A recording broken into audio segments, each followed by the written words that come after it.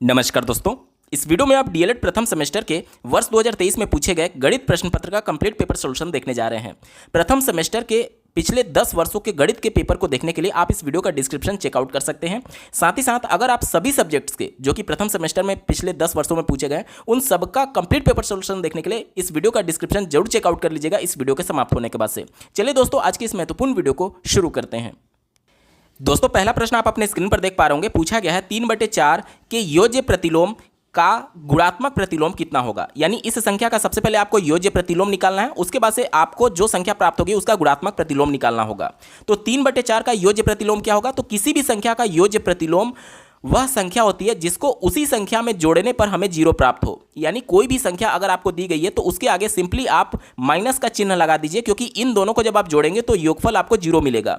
तो यहां पर हमें यह दिया गया है कि 3/4 का पहले योज्य प्रतिलोम निकालना है। तो 3/4 का योज्य प्रतिलोम क्या हो जाएगा? मैंने आपको बताया कि उसी संख्या के आगे सिंपली आपको माइनस का चिन्ह लगा देना है, यानी कि इसका योज्य प्रतिलोम हमें मिल गया। अब हमें पूछा जा रहा है कि इसका गुणात्मक प्रतिलोम क्या होगा। तो किसी भी संख्या का गुणात्मक प्रतिलोम उस संख्या का सिंपली आप 1/में कर दीजिए, क्योंकि गुणात्मक प्रतिलोम किसी संख्या का वह संख्या होता है जिसका आपस में गुणा करने पर हमें गुणनफल 1 मिलता है। तो सिंपली इसका अगर हम लोग गुणात्मक प्रतिलोम निकालना चाहें तो मैं यहां पर मान ले रहा हूं कि इसका गुणात्मक प्रतिलोम x है, और मैंने क्या बताया कि उस संख्या का उसके गुणात्मक प्रतिलोम में गुणा करने पर वैल्यू हमेशा 1 मिलती है। तो सिंपली मैं यहां पर 1 लिख देता हूं। अब x की वैल्यू हमें निकालना है, तो यहां पर क्या होगा कि देखिए 4 का ऊपर तिर्यक गुणा हो जाएगा और 3 का नीचे तिर्यक गुणा हो जाएगा और माइनस चिन्ह यहां पर लग जाएगा। यानी वैल्यू क्या आ जाएगी? माइनस का 4/3 आ जाएगा। दिए गए विकल्प में देखिए माइनस का 4/3 किसमें दिया गया? ऑप्शन नंबर 2 यहां पर बिल्कुल एप्रोप्रिएट आंसर हो जाएगा। अगला प्रश्न पूछा गया है, किसी संख्या के 60% में 32 जोड़ने पर वही संख्या प्राप्त होती है, तो वह संख्या क्या होगी? मैं मान लेता हूं कि वह संख्या मान लीजिए x है। कहा यह जा रहा है कि x का 60% कैसे आप निकालेंगे? 60 डिवाइडेड बाई 100 कर देते हैं, ठीक है। में 32 जोड़ने पर, यहां पर देखिए 32 इसमें जोड़ने के लिए बोला जा रहा है, तो सिंपली मैं प्रश्न के अनुसार 32 जोड़ देता हूं। कहा जा रहा है कि वही संख्या प्राप्त हो जाती है।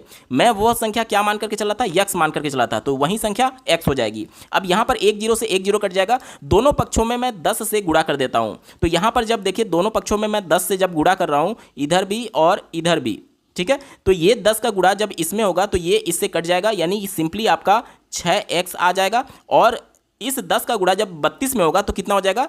320 हो जाएगा। बराबर इधर का कितना हो जाएगा? 10x हो जाएगा। अब देखिए 6x इधर जाकर के 10x से माइनस हो जाएगा, तो बचेगा आपका 4x और यहाँ पर बचा है 320। अब 4 से इसको काट देंगे तो ये कितने बार में जाएगा? 4 8 32 और 1 0 बचा है, यानी x की वैल्यू 80 आ गई। x हम लोग क्या मान करके चले थे? x वह संख्या मान करके चले थे। वहीं तो हमसे पूछा जा रहा है कि वह संख्या क्या है, तो वह संख्या क्या हो जाएगी? वह संख्या 80 हो जाएगी, जो कि दिए गए विकल्प में ऑप्शन नंबर 1 इसका सटीक जवाब होगा। अगला प्रश्न पूछा गया है कि 455 में पहले 5 और दूसरे 5 के स्थानीय मान के अंतर और योगफल का गुणनफल क्या होगा? ध्यान से सुनिएगा, 455 यहां पर संख्या दी गई है, तो पहला 5 जो है यहां पर इसका स्थानीय मान क्या हो जाएगा? तो सिंपली आप जो संख्या दी गई रहती है उसको एज इट इज उतार लीजिए और उसके आगे जितने अंक होंगे उतना 0 आपको लगाना है। इसके आगे चूंकि कोई भी अंक नहीं है तो आपको कोई भी 0 नहीं लगाना है। अब इसका स्थानीय मान आप कैसे निकालेंगे? तो सिंपली जो संख्या दी गई है 5, तो आप एज इट इज उतार लीजिए और इसके बाद कितने अंक हैं? तो इसके बाद सिर्फ 1 अंक आ रहा है, तो उस जितने अंक आएंगे उतना 0 आपको लगा देना है। यानी कि पहले 5 का स्थानीय मान 5 और दूसरे 5 का स्थानीय मान 50 हो जाएगा, ठीक है। अब यहां पर आप देख लीजिए, कहा जा रहा है कि दोनों का अंतर, तो इन दोनों का अगर डिफरेंस निकालो तो 50 में से 5 घटाएंगे तो कितना बचेगा? 45। और फिर कहा जा रहा है दोनों का योगफल, अब 5 में 50 जोड़ेंगे तो कितना आ जाएगा?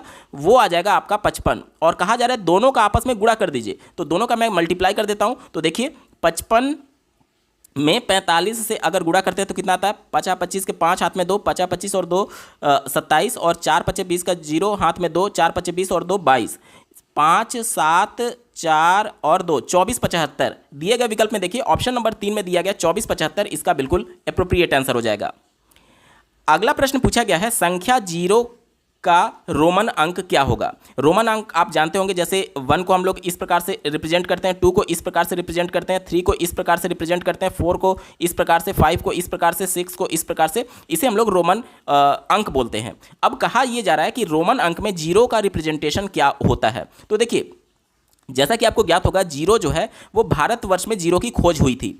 इससे पहले जब रोमन अंक का आविष्कार हुआ था उस समय 0 जो था उसके लिए कोई भी अंक डिसाइड नहीं किया गया था, या फिर कोई भी सिंबल यहां पर डिसाइड नहीं किया गया था। इसके बाद से जब 0 की खोज हो गई तो एक वर्ड है न्यूला, जो कि एक लैटिन वर्ड है, और इस लैटिन वर्ड का मतलब होता है नल, यानी कि जिसका कोई वैल्यू ना हो। अब जीरो को रिप्रेजेंट करने के लिए लैटिन जो रोमन अंक है उसमें बाद में जाकर के न्यूला के फर्स्ट यहाँ पर अल्फ़ाबेट एन से इसको रिप्रेजेंट किया जाने लगा। अब अगर आप विकल्प में देखेंगे तो एन कहीं पर भी आपको नहीं दिख रहा होगा, तो इसका जवाब क्या हो जाएगा, इनमें से कोई नहीं हमारा सटीक जवाब है। अगला प्रश्न पूछा गया है 25 प्लस 3/100 प्लस 4/1000 का मान क्या होगा। तो यहाँ पर देखिए 25 और प्लस 3/100 दिया गया, तो यहाँ पर 0.03 हो जाएगा, और प्लस यहाँ पर दिया गया 4/1000, तो इसका मान कितना हो जाएगा, ये हो जाएगा 4। ठीक है, अब यहाँ पर देख लीजिए, अगर हम लोग इसको जोड़ना चाहें तो कैसे जोड़ेंगे, 1 2 3 यहाँ मैं कर देता हूँ, और इसकी दूसरा वाला जो वैल्यू है 0.03 और तीसरा वाला जो वैल्यू है 0.004। ठीक है, अब इसको जोड़ते हैं, ये देखिए 4 हो जाएगा, ये 3 हो जाएगा, ये 0 हो जाएगा, और ये 25 हो जाएगा, 25.034 25.034। ऑप्शन नंबर 3 यहाँ पर बिल्कुल सटीक जवाब है। दोस्तों यहाँ से अति लघु उत्तरीय प्रश्न शुरू हो रहे हैं। छठा प्रश्न आप अपने स्क्रीन पर देख पा रहे होंगे, पूछा गया है 20 सही 2/3 मीटर लंबी रस्सी में से 5 सही 1/8 मीटर रस्सी को काट दिया गया, तो शेष रस्सी की लंबाई क्या होगी। इसको आसान भाषा में समझते हैं। अगर मैं आपसे बोलूं कि 5 मीटर की एक रस्सी है, इसमें से 1 मीटर की रस्सी को काट दिया गया, तो टोटल आपके पास जो शेष रस्सी की लंबाई कितनी बची, तो आप क्या करेंगे, दोनों में से घटा देते हैं। यही काम आपको यहां पर भी करना है। काटने से पहले रस्सी की लंबाई हमें ये दी गई है, और कितना काटा गया वो हमें ये दिया गया, यानी सिंपली इसमें से इसको हमें घटाना होगा। ठीक है, चलिए घटाते हैं। कैसे घटाते हैं, तो 20 सही 2/3 वैल्यू यहां पर दी गई है, और माइनस करना है 5 सही 1/8 को। ठीक है, अब यहां पर देखिए, इसको सिंपली इसमें मल्टीप्लाई करते हैं, और जो भी वैल्यू आती है उसको इस अंश में जोड़ देते हैं। तो 20 तिहाई 60, और 60 और 2 62/3 हो जाएगा। और इसी प्रकार से यहां पर करेंगे तो 8 5 40, 40 प्लस 1 41/8 हो जाएगा। अब दोनों का डिफरेंस निकालना है। भिन्न में डिफरेंस निकालने के लिए सबसे पहले हम क्या करते हैं, एलसीएम लेते हैं। तो 3 और 8 का एलसीएम क्या हो जाएगा, 24 हो जाएगा। अब इस हर से इस 24 में भाग देंगे तो 8 बार में जाएगा, और जो वैल्यू आएगी उसका इसमें गुणा करते हैं। तो 8 का 62 में गुणा करेंगे, तो देखिए 8 दूनी 16 के 6 हाथ में 1, 8 6 48 और 1 49, 496 आ जाएगा। इसी प्रकार से 8 से जब 24 में भाग देंगे तो 3 बार में जाएगा, और 3 का इस 41 में गुणा करेंगे तो कितना आएगा, 3 एकम 3 और 3 चौक 12, 123 आ जाएगा। तो अब देखिए 496 में से 123 घटाएंगे तो 6 में से 3 जाएगा, तो आपका वैल्यू आ जाएगा 3। उसके बाद से 9 में से 2 घटाएंगे तो 7, और उसके बाद से 4 में से 1 घटाएंगे तो 3, 373 डिवाइडेड बाई 24। अब इसको भाग देते हैं, तो देखिए 24 एकम 24 बार में जाएगा। ठीक है, और कितना बचा, 13 बचा, 133 हो गया, 133, और 24 पचे 120 होता है, और अभी 133 था और उसमें से 120 घटा देंगे तो बचा आपका 13 शेष बटे और 24 हो जाएगा। यानी हमारा जो वैल्यू आएगा 15 सही 13/24 उस रस्सी की शेष लंबाई बचेगी। अब चूंकि यहाँ पर हमें मात्रक मीटर में दिया गया था, तो आप मात्रक लिखना मत भूलिएगा, नहीं तो आपका 1 नंबर का प्रश्न है तो आधा नंबर कट जाएगा। मात्रक हमेशा लिखना है। ठीक है, तो हमसे ये पूछा गया था कि शेष रस्सी की लंबाई ज्ञात कीजिए, तो शेष रस्सी की लंबाई 15 सही 13/24 मीटर होगी।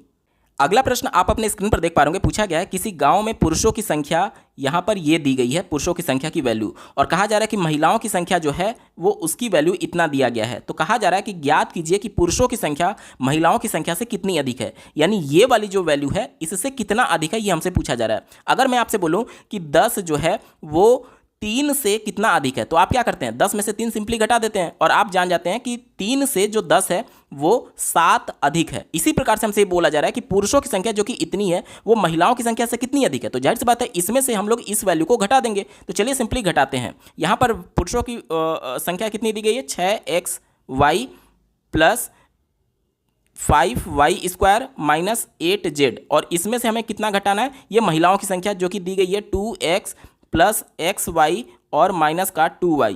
ठीक है, अब यहाँ पर देखिए माइनस का यहाँ पर अंदर मल्टीप्लिकेशन कर देंगे तो क्या हो जाएगा, 6xy plus 5y² minus 8z minus का 2x, और ये देखिए माइनस का यहाँ पर है और ये प्लस का यहाँ पर है, तो माइनस और प्लस का गुणा होगा तो क्या हो जाएगा, माइनस हो जाएगा, माइनस का xy हो जाएगा, और फिर इस माइनस का गुणा इस प्लस के माइनस के साथ होगा तो वो प्लस में कन्वर्ट हो जाएगा, यानी कि 2y हो जाएगा। अब यहाँ पर देखिए xy यहाँ पर भी है और xy यहाँ पर भी है, यहाँ निगेटिव में है यहाँ पॉजिटिव में है, तो 6 में से 1 घटाएंगे तो कितना आ जाएगा, 5xy।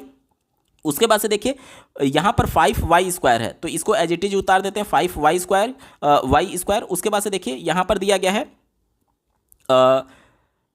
माइनस का 2x, तो माइनस का 2x यहाँ पर आ जाएगा, उसके बाद से प्लस का 2y और उसके बाद से माइनस का 8z, माइनस का 8z। तो आपकी वैल्यू कितनी आ जाएगी? आपकी वैल्यू आ जाएगी, इसको अगर आप चाहें तो थोड़ा सा अरेंज कर सकते हैं, जैसे कि 5xy माइनस का 2x प्लस का 2y प्लस का 5y² और माइनस 8z, ये आपका वैल्यू हो जाएगा। हमसे पूछा गया था कि पुरुषों की संख्या महिलाओं से कितनी अधिक है, तो आप उत्तर लिख सकते हैं कि पुरुषों की संख्या महिलाओं से इतना अधिक होगा। अगला प्रश्न पूछा गया है दशमलव संख्या। यहाँ पर देखिए, पहली संख्या ये, दूसरी संख्या ये, तीसरी संख्या ये, चौथी संख्या ये दी गई है। कहा जा रहा है कि इन सबको आपको सिंपली जोड़ देना है। तो जोड़ने के लिए हम लोग ऊपर नीचे एक बार अरेंज कर लेते हैं। तो यहाँ पर देखिए मैं लिखता हूँ 50001, उसके बाद से दशमलव 3 टाइम 0 और 3 दिया गया है, ठीक है। उसके बाद से देखिए इस वाली संख्या को मैं यहाँ पर लिखता हूँ, तो क्या हो जाएगा, ये हो जाएगा आपका 5, उसके बाद से 1 और 00, फिर 0.003 दिया गया है। उसके बाद से इस वाली संख्या को लिखते हैं, तो क्या हो जाएगा 510.03। उसके बाद से इस वाली संख्या को लिखते हैं, तो क्या हो जाएगा 51 और 0.3। अब यहाँ पर देखिए इसको अरेंज करने के लिए मैं इसके आगे 00 लगा देता हूँ, ठीक है। अब सबको जोड़ देते हैं। देखिए यहाँ पर 3 हो जाएगा, यहाँ पर भी 3 हो जाएगा, यहाँ पर भी 3 हो जाएगा और यहाँ पर भी 3 हो जाएगा। उसके बाद से देखिए ये 1 और ये 1 मिलकर के 2 हो गया। उसके बाद से देखिए यहाँ पर 1 और 5 मिलकर के 6 हो गया। उसके बाद से देखिए 1 और 5 6 हो गया। और उसके बाद से देखिए ये 5 एज इट इज उतर जाएगा और ये 5 एज इट इज उतर जाएगा। यानी हमारा उत्तर क्या आ जाएगा? हमारा उत्तर आ जाएगा देखिए 55,662.4 टाइम 3 आ जाएगा। ये हमारा सही जवाब हो जाएगा। अगला प्रश्न पूछा गया है, वह बड़ी से बड़ी संख्या बताइए जिससे 49, 59 और 109 को भाग देने पर शेषफल क्रमशः 1, 3 और 5 बचे। यहाँ पर देखिए जब भी बड़ी से बड़ी संख्या की बात आती है तो वो हमेशा हाईएस्ट कॉमन फैक्टर की बात करता है, यानी HCF, जिसे हिंदी में आप महत्तम समापवर्तक के नाम से जानते हैं, मौसा के नाम से जानते हैं, ठीक है। यानी कि इन तीनों वैल्यू का हमें क्या करना है, मौसा निकालना है। लेकिन डायरेक्टली आप मौसा नहीं निकालेंगे। क्यों नहीं निकालेंगे? क्योंकि यहां पर कहा जा रहा है कि उस संख्या से, यानी मौसा से जब इसमें भाग दिया जाएगा तो एक शेष बचेगा। मौसा से जब 59 में भाग दिया जाएगा तो 3 शेष बचेगा और मौसा से जब 109 में भाग दिया जाएगा तो 5 शेष बचेगा। तो जो दी गई संख्याएं हैं उसमें से सबसे पहले जो शेष बच रहा है उस संख्या को हमें क्या करना होगा, घटाना होगा। उसके बाद जो हमें संख्याएं मिलेंगी उसका हमें मौसा निकालना होगा। जैसे देखिए 49 से उस मौसा से भाग देने पर एक शेष बच रहा है, तो हमारा पहला संख्या क्या हो जाएगा, 49 माइनस 1, यानी पहली संख्या हमारी 48 हो जाएगी।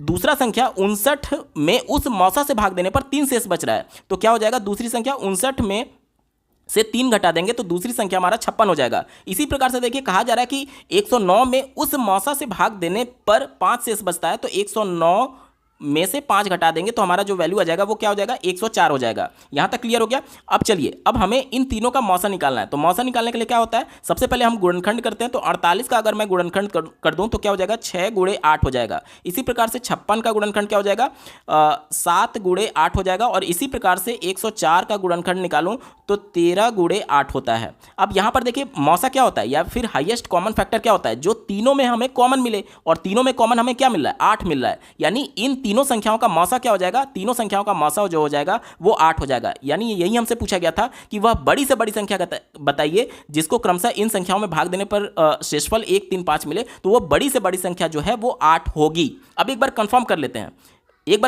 लेते हैं, अगर मैं 49 को 8 से भाग देता हूं तो देखिए 8 6 48, ठीक है, एक शेष बचा। ये देखिए प्रश्न में यही पूछा गया था। दूसरा कंफर्म कर लेते हैं, 59 दिया गया था। 59 को अगर मैं मौसा 8 से भाग देता हूं तो 8 सते 56, देखिए 3 शेष बचा, जो कि प्रश्न में भी पूछा गया था। इसी प्रकार से तीसरी जो संख्या दी गई है 109, इसको अगर मैं भाग देता हूं कि आपका जो मौसा था इससे, तो एक बार में जाएगा तो यहाँ पर 8 बचा, ये 2 उतरा, ये 9 उतरा। उसके बाद से 3 बार में जाएगा, क्योंकि 8 चौक 32 हो जाता है और 3 बार में 8 त्रिक 24 होता है, तो यहाँ पर शेषफल 5 बचेगा। देखिए प्रश्न में भी आपसे ये बोला गया था।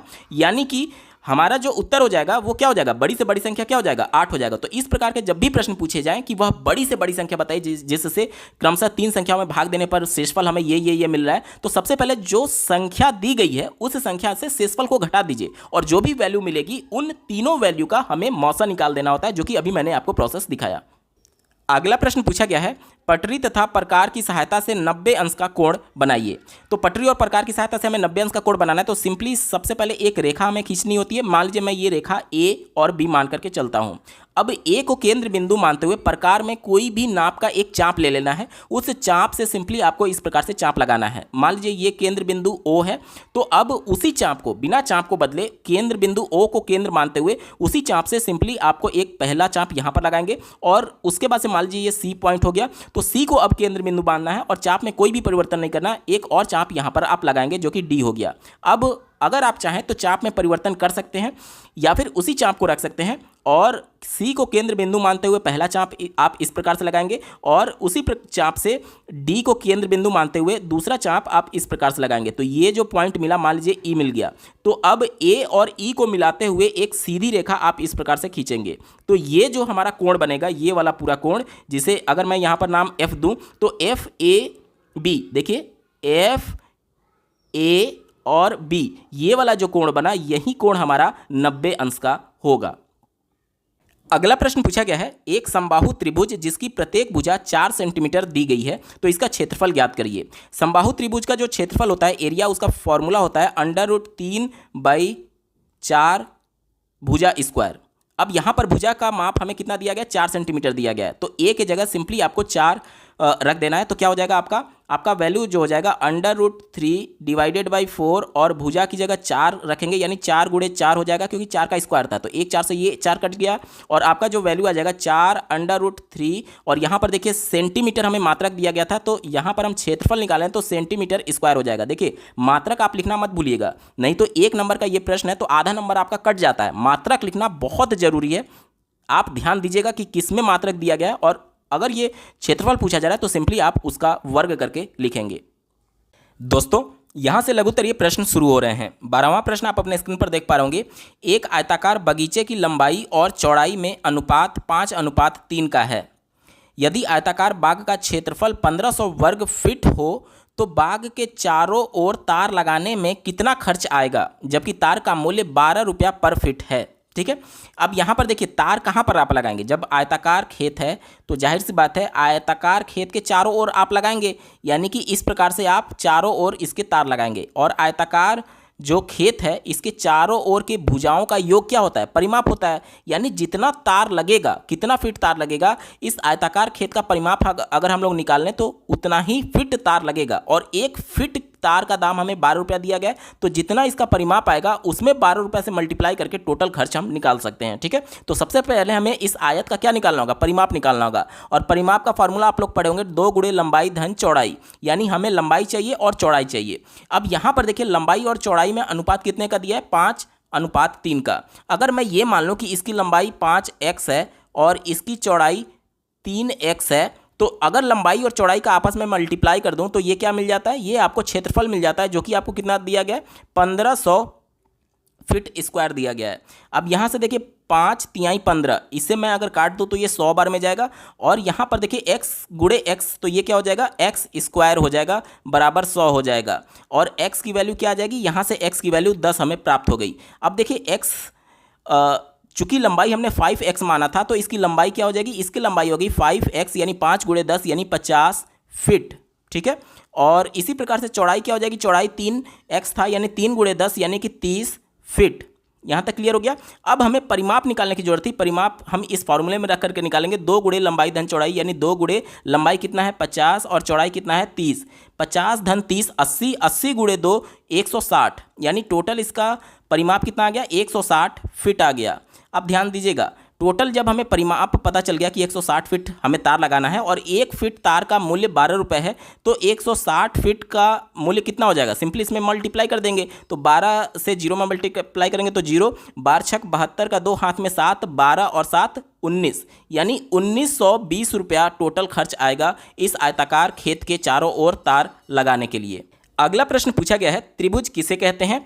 भुजाओं एवं कोणों के आधार पर त्रिभुजों के नाम का सचित्र वर्णन करिए। देखिए ये 2 नंबर का प्रश्न है, तो आपको चित्र भी बनाना होगा और एक एक लाइन आपको वहां पर मेंशन भी करना होगा। ठीक है, तो सबसे पहले बात कर लें त्रिभुज की। तो त्रिभुज की परिभाषा आप लिख सकते हैं कि 3 भुजाओं से घिरी हुई आकृति को त्रिभुज बोलते हैं। जैसे देखिए एक भुजा ये, एक भुजा ये और एक भुजा ये, 1 2 3, 3 भुजा हो गई। तो इनसे घिरी हुई जो आकृति है इसे ही त्रिभुज बोला जाता है। ठीक है, उसके बाद से आपसे पूछा गया है भुजाओं के आधार पर त्रिभुजों के नाम सचित्र सहित वर्णन करिए। तो भुजाओं के आधार पर त्रिभुज 3 प्रकार के होते हैं।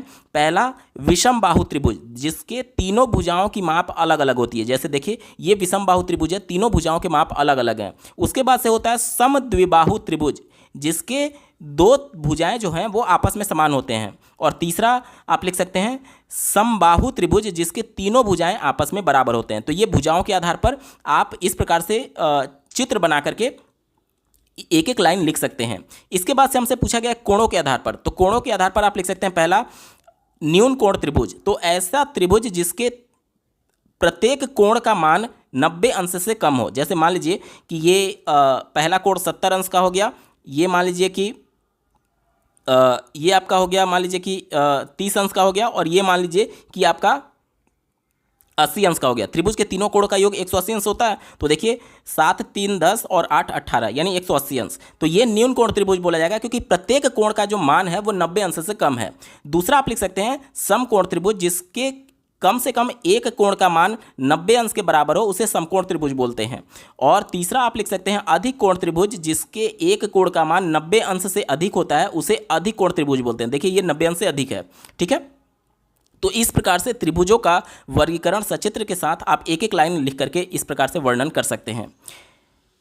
चलिए बढ़ते हैं अगले प्रश्न की तरफ। पूछा गया है रचित अपनी मासिक आय का 80% खर्च करके 120 रुपया मासिक बचाता है, तो उसकी वार्षिक आय एवं खर्च ज्ञात कीजिए। यानी कि एक महीने में वो 120 रुपया बचा रहा है और टोटल अपने आय का 80% वो खर्चा कर देता है। ठीक है, तो हमसे ये पूछा जा रहा है कि साल भर में वो कितना कमाता है और कितना खर्च करता है।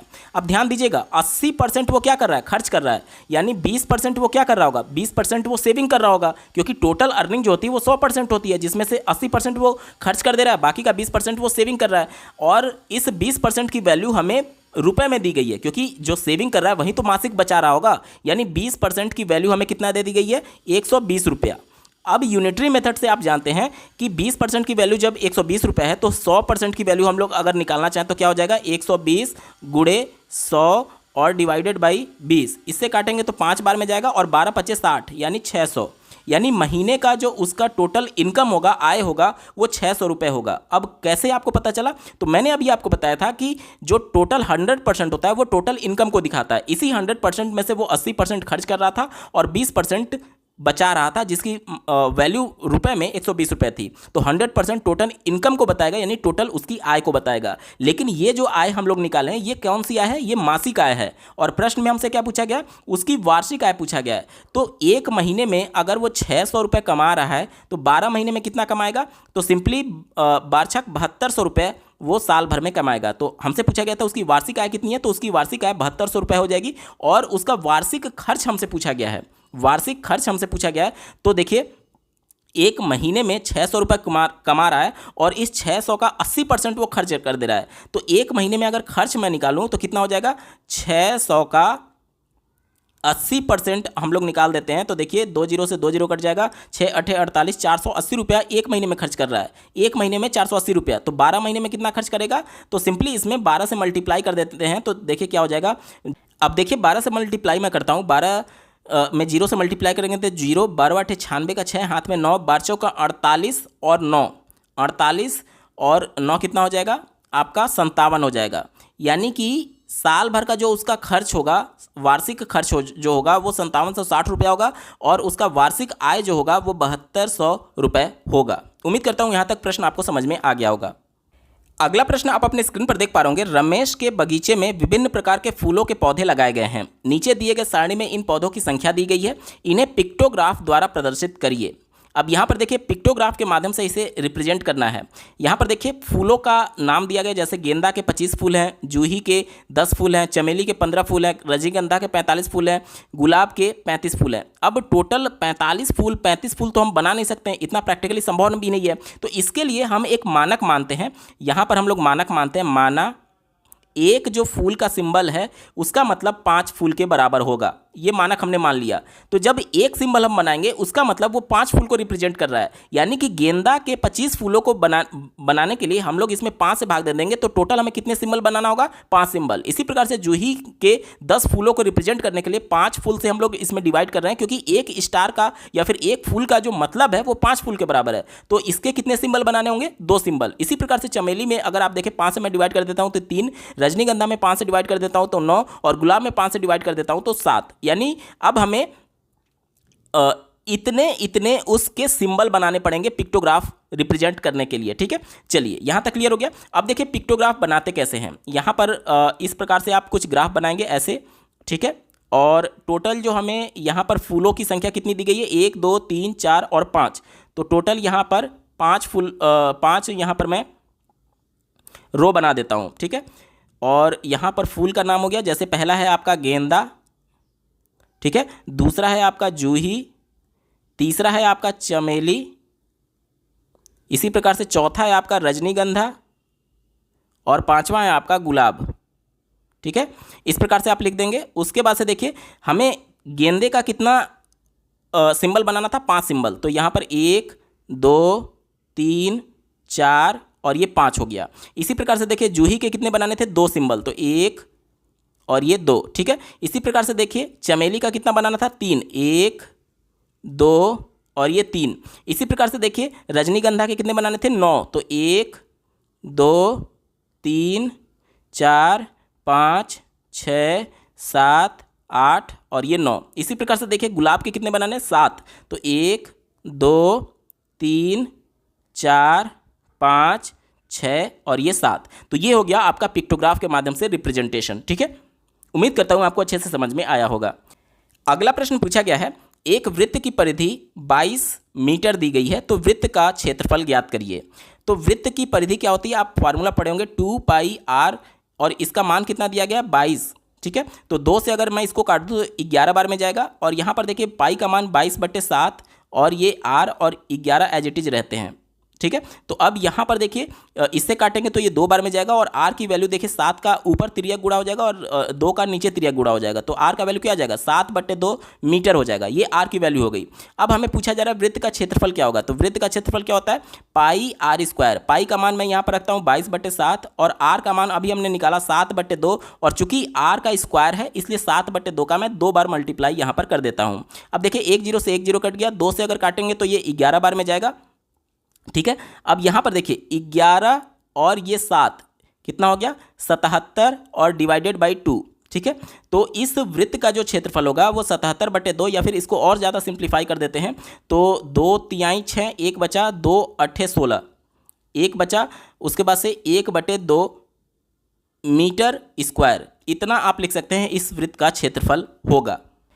अगला प्रश्न आप अपने स्क्रीन पर देख पा रहे होंगे, पूछा गया है एक कक्षा में 60 विद्यार्थी थे, टोटल स्टूडेंट की संख्या 60 है, जिसमें से 50% विद्यार्थी प्रथम श्रेणी से पास हुए, 40% विद्यार्थी द्वितीय श्रेणी से और शेष तृतीय श्रेणी में उत्तीर्ण हुए हैं। ज्ञात कीजिए कि कितने विद्यार्थी तृतीय श्रेणी में उत्तीर्ण हुए हैं। तो यहाँ पर देख सकते हैं टोटल स्टूडेंट की संख्या अगर हम लोग बात करें तो वो कितना है? 60, जिसमें से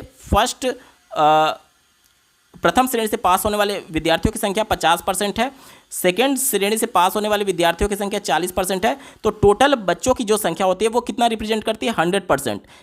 अब इस 100% में से थर्ड डिवीजन कितने पास हुए हैं, तो इसको निकालने के लिए फर्स्ट डिवीजन और सेकंड डिवीजन को इसमें से घटाना होगा। तो 50 + 40 यहाँ पर कर देते हैं, तो 100 में से 90 घटेगा तो 10% आएगा, यानी 10% ऐसे बच्चे होंगे जो कि थर्ड डिवीजन पास हुए हैं। अब हमें पूछा जा रहा है कि थर्ड डिवीजन पास होने वाले विद्यार्थियों की टोटल संख्या कितनी है। तो कुल विद्यार्थियों की संख्या 60 है और इसका 10% हमें निकालना है, तो ये ऐसे हो जाएगा। यानी देखिए टोटल 6 विद्यार्थी ऐसे होंगे जो कि तृतीय श्रेणी से पास हुए हैं। ठीक है, उम्मीद करता हूँ आपको समझ में आया होगा। दोस्तों हम लोग इस प्रश्न पत्र के बिल्कुल अंतिम पड़ाव में आ चुके हैं। अभी तक का ये वीडियो आपको कैसा लगा कमेंट के माध्यम से जरूर बताइएगा, क्योंकि आपका एक कमेंट मुझे मोटिवेट करेगा ऐसे ही महत्वपूर्ण वीडियो लाने के संदर्भ में। इस पेपर का अंतिम प्रश्न पूछा गया है, आप अपने स्क्रीन पर देख पा रहे होंगे। यदि a का वैल्यू -2 है तो यहाँ पर इसकी वैल्यू क्या होगी हमसे पूछा जा रहा है। तो सिंपली हमें a की जगह -2 रख देना है। जैसे देखिए क्या दिया गया, 5a² + 4a और माइनस का 2।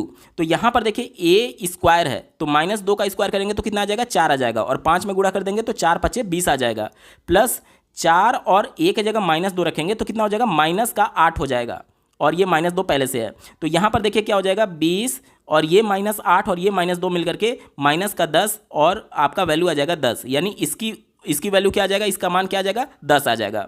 ठीक है, चलिए अब दूसरे वैल्यू को निकालते हैं। इसका मान हमें पूछा जा रहा है और इसके लिए भी a का वैल्यू जो है वो -2 है। ठीक है, तो यहाँ पर देखिए इसका वैल्यू हम लोग एज इट इज रखते हैं, a³ + 4a² + 3a। तो यहाँ पर देखिए अगर मैं यहाँ पर a का वैल्यू -2 रखता हूँ तो 2 का क्यूब करेंगे तो 8 हो जाएगा, और चूंकि यहाँ पर क्यूब है इसलिए माइनस साइन आपके आ जाएंगे। ठीक है, इसके बाद से 4a² दिया गया है, 4 और a की जगह पर -2 रखेंगे तो -2 का होल स्क्वायर करेंगे तो वो 4 आएगा, यानी 4 × 4 हो जाएगा। ठीक है, इसके बाद से देखिए प्लस का 3a तो 3 × -2 माइनस का 6 हो जाएगा। ठीक है, तो यहाँ पर देखिए -8 + 16 और ये -6, तो -8 और -6 मिलकर के कितना हो जाएगा, -14 और प्लस 16। इसको जब सॉल्व करेंगे तो आपका कितना वैल्यू आ जाएगा, प्लस का 2 आ जाएगा, यानी इसका मान 2 आ जाएगा, इसका मान 2 आएगा और इसका मान कितना आ रहा था, 10 आ रहा था। ठीक है दोस्तों, ये पेपर पूरा सॉल्व हो चुका है। आपको ये वीडियो कैसा लगा कमेंट के माध्यम से जरूर बताइएगा, और ऐसे ही महत्वपूर्ण अपडेट के लिए इस चैनल को सब्सक्राइब करना ना भूलें। साथ ही साथ डीएलएड प्रथम सेमेस्टर के सभी सब्जेक्ट्स के previous year complete paper solution को डिटेल में देखने के लिए इस वीडियो का डिस्क्रिप्शन जरूर चेकआउट कर लीजिएगा। इस वीडियो को देखने के लिए आपका बहुत बहुत धन्यवाद। भगवान करे आपका दिन शुभ हो।